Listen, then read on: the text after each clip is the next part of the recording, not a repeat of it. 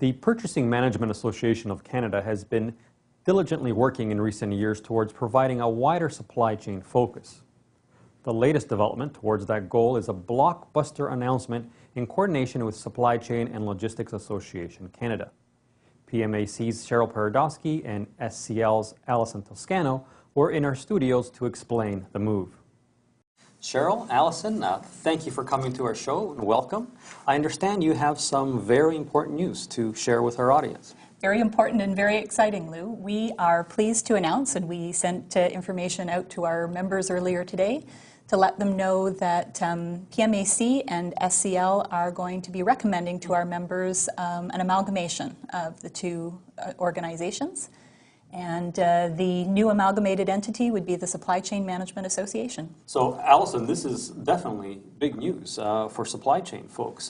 Tell me, though, what makes it right for SCL? When we started looking at this, we realized that there were great synergies between PMAC and SCL. There are parts of the supply chain that SCL currently addresses and part that PMAC addresses.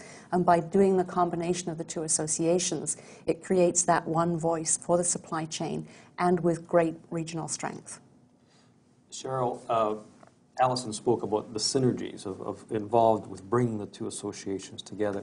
So this new association that it will evolve from this, tell me how it addresses supply chain issues better than the two different associations. Well, I think Alison really highlighted the fact that I think traditionally in the past, PMAC still is looked to for its purchasing routes. Even though with the change of our designation to the Supply Chain Management Professional, or the SCMP, a number of years ago, we really have, in the duties and responsibilities of our members, expanded much beyond the purchasing role. But purchasing was still in the name, and I think purchasing was still in the reputation of the organization. But we had a mandate and a goal to look at representing all of supply chain. And the amalgamation with SCL really does provide us both with that representation from the voice of people actually working in logistics, in materials management, in transportation, in other areas of supply chain, coming together with our folks who still have some of that traditional focusing on procurement and sourcing. And really together we do become that voice of supply chain management. I want to spend a moment looking at how the two organizations will actually work together as one. For example, who will lead the organization? How will the different chapters be brought together and work together? How will we thought that far ahead into this? We have certainly thought about it at a high level, and there will be an integration task force that will spend a lot of time looking on those details after we've got a positive vote from our members to move forward.